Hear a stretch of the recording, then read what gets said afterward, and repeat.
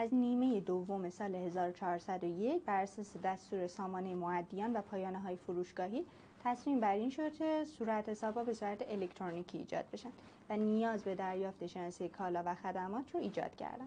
شناسه کالا و خدمات چیه؟ شناسه کالا و خدمات شناسه‌هایی هستن که ارائه دهنده کالا و خدمات شما هستن. این شناسه ها را میتونیم به دو صورت عمومی و اختصاصی دریافت کنیم. شناسه کالای عمومی رو میتونید از سایت استافید به صورت یک فایل اکسل دریافت کنید و برای دریافت شناسه کالای اختصاصی لازمه که در سایت سامانه جامعه تجارت به صورت یک فرد حقیقی یا حقوقی ثبت نام کنید و اطلاعات کالای خودتون رو ارائه بدین و شناسه کالای خودتون رو دریافت کنید.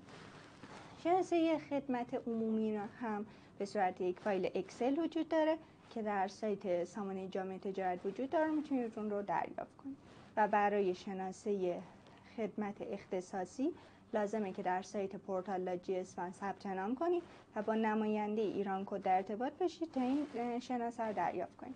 برای دریافت ایران کد و شناسه خدمت اختصاصی میتونید با شماره 0918 299 4008 تماس بگیرید.